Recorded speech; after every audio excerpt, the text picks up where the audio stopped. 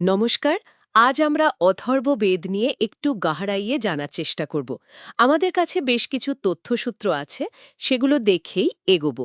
আমাদের লক্ষ্যটা শুধু আধ্যাত্মিক আলোচনা নয়, বরং দেখব প্রাচীন ভারতে মানে সাধারণ মানুষের জীবনে এর সত্যি সত্যি কি প্রয়োগ ছিল। যেমন ধরুন, চিকিৎসা বা দৈনন্দিন নানা সমস্যার সমাধান, মানসিক শান্তি, এমনকি সৌভাগ্য আনা। এই সব বিষয়ে অথর্ববেদ কি বলে সেটাই খুঁজে দেখব আমরা। তাহলে শুরু করা যাক। আমরা তো জানি অথর্ববেদ হলো ৪ বেদের মধ্যে চতুর্থ, কিন্তু এর ফোকাসটা একটু অন্যরকম, তাই না? মানে যজ্ঞের থেকে বেশি জোর দেওয়া হয়েছে গৃহস্থ জীবন, জাদুটোনা, নিরাময়, রোগ প্রতিরোধ এইসব দিকে। সূত্রগুলো বলছে প্রায় ৭৩০টা সূক্ত আছে এতে, মানে প্রায় ৬,০০০ মন্ত্র আর ২০টা কাণ্ড। বিশাল ব্যাপার। ঠিক। আর নামের উৎস নিয়েও দেখুন দুটো ধারণা আছে। অথর্ব শব্দটার মানে হতে পারে শান্তি বা এক ধরনের জাদুবিদ্যা। আবার অনেকে বলেন প্রাচীন ঋষি অথর্বণের নামানুসারেই এই নাম। ও আচ্ছা। এই জন্যে একে অনেক সময় অথর্বাঙ্গিরসও বলা হয়, মানে অথর্বণ আর অঙ্গিরস এই দুই মুনির সংকলন। এর মূল পার্থক্যটা হল অন্য বেদগুলো যেমন মূলত বড় যজ্ঞ নির্ভর, অথর্ব বেদ কিন্তু সাধারণ মানুষের দৈনন্দিন জীবনের সুরক্ষা, আরোগ্য, ভালো থাকা এগুলোর ওপর অনেক বেশি জোর দিয়েছে। এখানেই এর বিশেষত্ব। আর ঠিক এখানেই তো বিষয়টা দারুণ ইন্টারেস্টিং হয়ে উঠছে। সূত্রগুলো যা বলছে তাতে তো রোগ প্রতিরোধ আর ওষুধবিদ্যা নিয়ে অনেক তথ্য আছে। ব্যাপারটা ঠিক কেমন, একটু খুলে বলবেন? হ্যাঁ, একদম। অথর্ববেদে দেখুন অসুস্থতাকে শুধু শারীরিক সমস্যা হিসাবে দেখা হতো না। অনেক সময় মনে করা হতো এটা কোনো অশুভ শক্তির প্রভাব বা অভিশাপের ফল। ও আচ্ছা। তাই এর প্রতিকারও ছিল বেশ কয়েক রকমের। যেমন ধরুন মন্ত্র পড়া, ঔষধি গাছ ব্যবহার করা। গাছপালা? হ্যাঁ, প্রায় ৬৫টারও বেশি ঔষধি গাছের উল্লেখ আছে। যেমন অশ্বগন্ধা শক্তি বাড়ানোর জন্য, হরিতকি হজমের জন্য, হলুদ ক্ষত সারানোর জন্য, এমনকি হলুদ বেটে প্রলেপ দেওয়ার কথাও বলা আছে। বাহ। তুলসী, গুরুচি এগুলো জ্বরের জন্য, ব্রাহ্মী স্মৃতিশক্তি বাড়াতে। গাছপালাকে নিরাময়ের উৎস হিসেবে দেখা হতো। শুধু তাই নয়, এদেরকে প্রায় মাতৃরূপে দেখা হয়েছে, যিনি জীবন রক্ষা করেন। তার মানে শুধু শরীর নয়, মনের শান্তির কথাও আছে।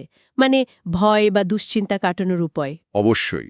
অথর্ববেদ ভয়কে দেখেছে মূলত অজ্ঞতা আর আত্মবিশ্বাসের অভাব থেকে জন্ম নেয় একটা সমস্যা হিসেবে। এর সমাধানের জন্য নির্দিষ্ট মন্ত্র আছে।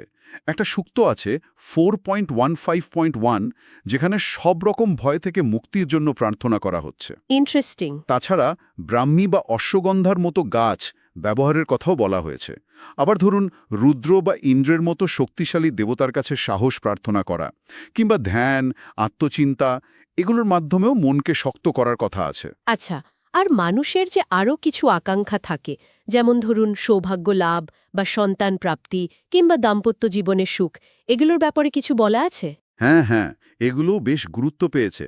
সৌভাগ্য ফেরানোর জন্য যেমন বিশেষ মন্ত্র আছে, 7.115 নম্বর সূক্তটা দেখতে পারেন, সেখানে দেবী লক্ষ্মীর আরাধনার কথা বলা হয়েছে। হুম।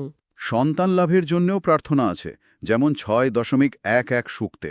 আবার অশোক বা শতাবরীর মতো কিছু গাছের সাহায্য নেওয়ার কথাও জানা যায়। আর বিবাহিত জীবন? হ্যাঁ, দাম্পত্য জীবনে ঐক্য, ভালোবাসা বজায় রাখার জন্য নির্দিষ্ট মন্ত্র আছে।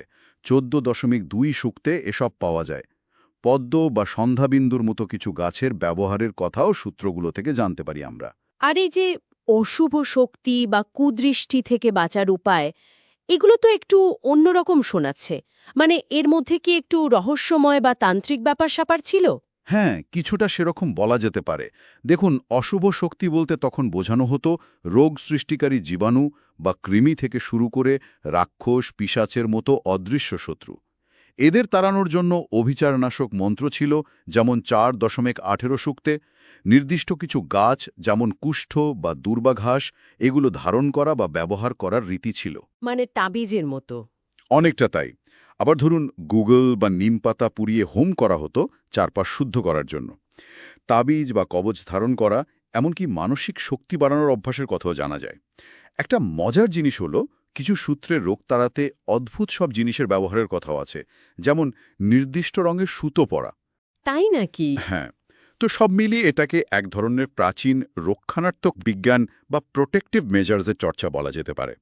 তাহলে মোটের উপর ব্যাপারটা দাঁড়াচ্ছে যে অথর্ববেদ শুধু একটা ধর্মগ্রন্থ নয়, এটা আসলে প্রাচীন ভারতীয়দের দৈনন্দিন জীবনের একটা জ্বলজ্বন্ত ছবি। তাদের ভয়, তাদের আশা, নিরাময়ের খোঁজ, সুরক্ষার আকাঙ্ক্ষা সব মিলেমিশে একাকার। মন্ত্র, প্রকৃতি আর মানুষের বিশ্বাস সব যেন হাত ধরাধরি করে চলেছে। একদম। আর এখানে যেটা বিশেষভাবে ভাবার মতো তা হল এই প্রাচীন গ্রন্থটা যেভাবে শারীরিক অসুস্থতার সঙ্গে সঙ্গে মানসিক ভয় বা পারিপার্শ্বিক নেতিবাচক প্রভাবকেও সমান গুরুত্ব দিয়েছে, একটা সামগ্রিক সুস্থতার ধারণা দিয়েছে, দেহ, মন, আত্মা সব মিলিয়ে। এই যে মাইন্ড বডি কানেকশনের কথা এখন এত বলা হচ্ছে, এর আভাস কিন্তু আমরা এখানেই পাচ্ছি। ঠিক। আর যেভাবে প্রকৃতিকে, বিশেষ করে গাছপালাকে, নিরাময়ের এত পবিত্র আর শক্তিশালী একটা উৎস হিসেবে দেখা হয়েছে, সেটা কিন্তু আজকের দিনেও আমাদের সামগ্রিক জীবনবোধ আর প্রকৃতির সঙ্গে আমাদের সম্পর্কটা নিয়ে নতুন করে ভাবতে শেখায়।